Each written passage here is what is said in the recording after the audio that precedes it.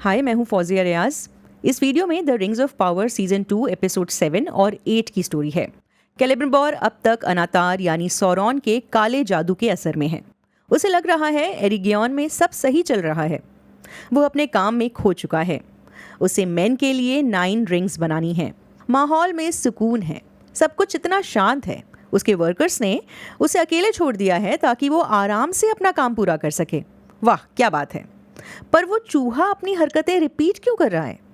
उसकी परछाई के साथ भी कुछ गड़बड़ है। फेनोर के हैमर से एक जेम भी गायब है। असल में एरिगियन खतरे में है। अडार की और आर्मी शहर की आउटर वॉल पर बम बरसा रही है। अनातार बाहर कैलिब्रिम्बोर के लोगों से झूठ बोल रहा है। वो कहता है कैलिब्रिम्बोर ने सजेस्ट किया है नदी खतरा रोक लेगी। आखिरकार सौरॉन के तिलिस्म से बाहर आकर कैलिब्रिम्बोर देख पाता है कि कैंडल्स कभी पूरी नहीं जलती। वो अपनी कैंडल पर एक लाइन खींचता है, ये देखने के लिए कि क्या वो कम हो रही है या नहीं। मोमबत्ती नहीं जलती। चालाक सौरॉन उसे फिर से अपने कंट्रोल में ले आता है। वो कैलिब्रिम्बोर पर रिंग्स बनाने का प्रेशर डालता है। कैलिब्रिम्बोर जैसे शख्स को उसके ही दिमाग में कैदी बनाना शायद सौरॉन के लिए आसान होगा, लेकिन वो उसे कब तक बंद रखता? कैलिब्रिम्बोर समझ जाता है अनातार असल में सौरॉन है। वो कहता है तुम लॉर्ड ऑफ गिफ्ट्स नहीं हो सकते। ये जो कुछ हो रहा है ये गिफ्ट जैसा तो बिल्कुल नहीं है। अनातार कहता है मैं वो हूँ जो तूफान को रोक रहा है। कैलिब्रिम्बोर आपा खोते हुए फेनोर का हथौड़ा खिड़की से बाहर फेंकता है। एकदम से सौरॉन का इल्यूजन टूट जाता है।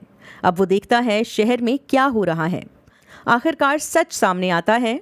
कैलिब्रिम्बोर पूछता है तुम ही हो, है ना? सौरॉन मुस्कुराते हुए कहता है मेरे बहुत से नाम हैं। कैलिब्रिम्बोर को एहसास होता है जो मिथरिल वो रिंग्स कंप्लीट करने के लिए यूज कर रहा है वो सौरॉन के काले खून से भरी हुई है। कैलिब्रिम्बोर मिर्दानिया को सब कुछ बताने की कोशिश करता है, लेकिन एल्व्स उसकी बात नहीं मानते क्योंकि सबके सब सौरॉन के जादू के अंडर हैं। इस बीच ऑर्क्स दीवार के सबसे कमजोर हिस्से को तोड़ने की कोशिश में लगे हुए हैं। कैलिब्रिम्बोर मिर्दानिया को वार्न करना चाहता है। इस कोशिश में सिचुएशन उसके हाथ से निकल रही है। वो बेकाबू होकर गलती से मिर्दानिया को किले से नीचे गिरा देता है। मिर्दानिया ऑर्क्स के सामने गिरती है और वो उसे बहुत बेरहमी से मार डालते हैं। इस वक्त कैलिब्रिम्बोर इमोशनली टूट जाता है, जबकि सौरॉन अपना दिमाग चलाते हुए उसको मैनिपुलेट करता रहता है। बेचारे कैलिब्रिम्बोर को अब भी रिंग्स का काम पूरा करने के लिए प्रेशराइज किया जाता है। इतनी टेंशन के बीच अचानक एक हॉर्न बजता है। एल्व्स आर्मी आ गई है। राजा गिलगैलाड और एलरॉन्ड एरिगियन पहुंच गए हैं। ऑर्क्स ने यहाँ तबाही मचाई हुई है। एल्व्स ऑर्क्स पर चार्ज करते हैं, लेकिन तभी अडार गैलाड्रियल को एक कैप्टिव के रूप में सामने लाता है। सो ऑफिशियल बैटल से पहले कैंप में एलरॉन्ड और अडार एक डील की कोशिश करते हैं, क्योंकि अडार को असल में रिंग चाहिए। उसे एरिगियन से ज्यादा मतलब नहीं है, पर एलरॉन्ड रिंग देने से मना कर देता है। वो गैलाड्रियल से आखिरी बार अलविदा कहना चाहता है। पता नहीं क्यों, बट अडार आसानी से एलरॉन्ड को ऐसा करने देता है। एलरॉन्ड इस मौके पर गैलाड्रियल को किस करता है। गैलाड्रियल के चेहरे पर ऐसा एक्सप्रेशन है, व्हाट द हेल मैन। हालांकि एलरॉन्ड ने उसे एक पिन थमा दी है जिससे वो खुद को छुड़ा सके। सो वो अपनी फ्रेंड की बस मदद कर रहा था। फिर हम देखते हैं कि एलरॉन्ड ड्यूरिन से मिलने आया है। वो डॉर्फ से बैटल में मदद मांग रहा है। एरिगियन को बचाने के लिए प्रिंस ड्यूरिन और उसके आदमी रेडी हैं, लेकिन किंग ड्यूरिन को इस प्लान पर डाउट है। इस बीच किंग ड्यूरिन चुपके से माइंस में चला जाता है। काजाडूम के नीचे सो रहा क्रीचर जाग गया है। उन्हें अपनी रियासत बचानी होगी, तभी वो किसी और की मदद कर पाएंगे। इस बीच एरिगियन में युद्ध की शुरुआत हो गई है।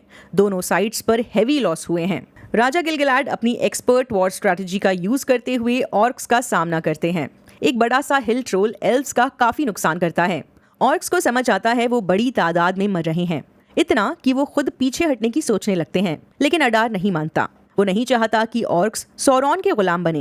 गैलाड्रियल एलरॉन्ड की दी हुई पिन का यूज करके भाग जाती है। बाहर उसकी मुलाकात एरेंडियर से होती है। वो बदला लेने आया है। वो अडार को मारना चाहता है। गैलाड्रियल उसे रोकने की कोशिश करती है, कहती है ये सही वक्त नहीं है। वहीं काजाडूम में प्रिंस ड्यूरिन के अलावा नार्वी को भी समझ आ गया है कि राजा रियासत को तबाही की तरफ ले जा रहा है।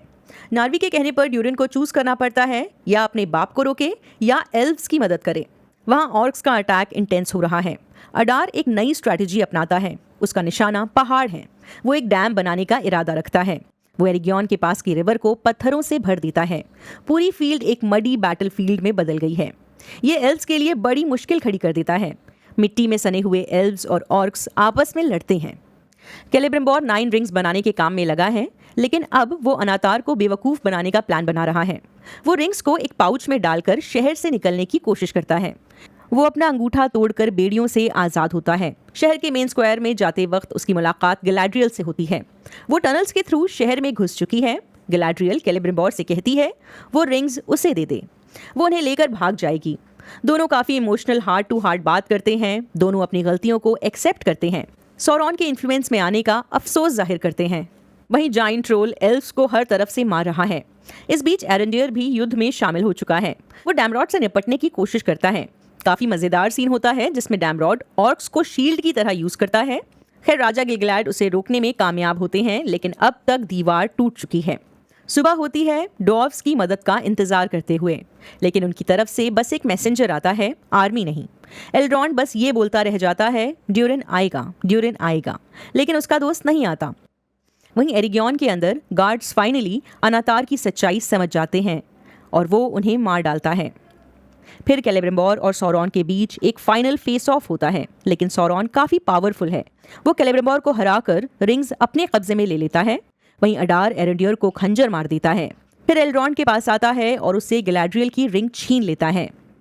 वापस चलते हैं काजाडूम। प्रिंस ड्यूरिन डिस्सा से मिलता है। वो किंग के अटैक में जख्मी और मरे हुए डॉर्व्स के पास खड़ी है। राजा अपने माइनर्स को और गहरी खुदाई के लिए कह रहा है, जिससे धीरे धीरे बैलरॉग जगने लगा है।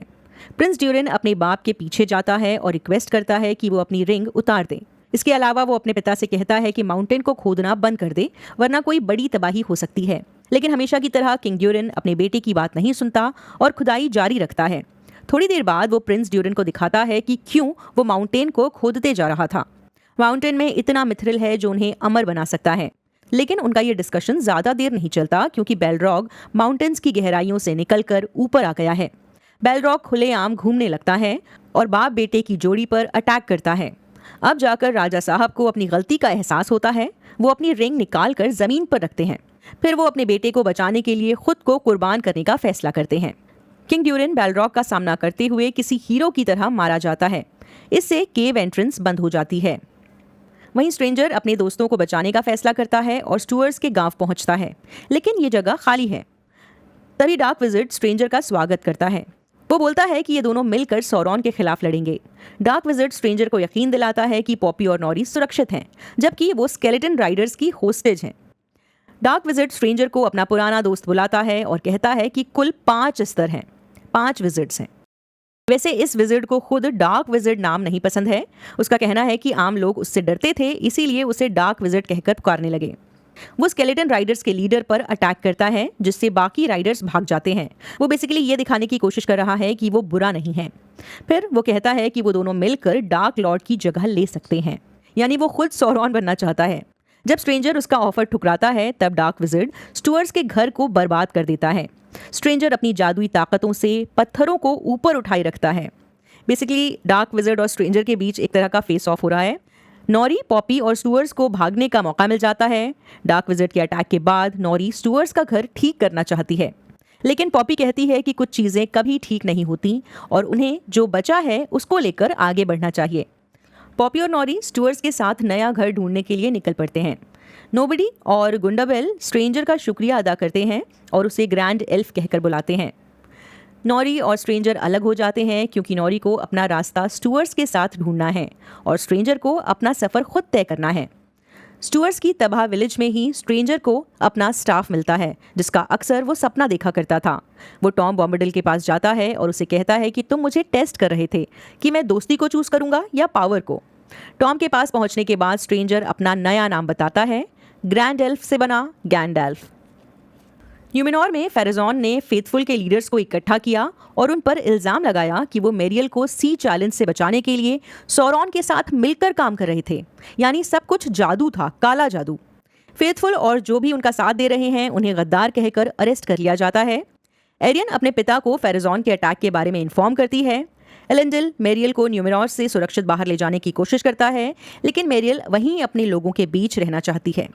अरेस्ट होने से पहले वो एलेंडिल को उसकी तलवार नार्सेल गिफ्ट करती है। फेरेजॉन का बेटा केमन और उसके सोल्जर्स साउथलैंड्स के रिफ्यूजी कैंप पेलारगर पहुंचते हैं। कैमन अपने आप को पेलार्गर का कमांडर डिक्लेयर करता है। वो कहता है साउथलैंड्स के लोगों को तब तक मदद नहीं मिलेगी जब तक वो उन्हें पेड़ काट काट कर टिम्बर इकट्ठा करके नहीं देते। कैमन कहता है किंग फेरेजॉन के लिए जंग के समुद्री जहाज बनाए जाएं। इन आम लोगों में थियो भी मौजूद है। वो जानता है कि पेड़ कितने खतरनाक साबित हो सकते हैं। यहाँ कैमन इसिल्डोर को जिंदा देखकर हैरान होता है। वैसे वो ज्यादा खुश नजर नहीं आ रहा। वो उसे न्यूमेनोर में हुए बदलाव के बारे में बताता है, जिसमें उसके पिता फेरेजॉन नए रूलर हैं।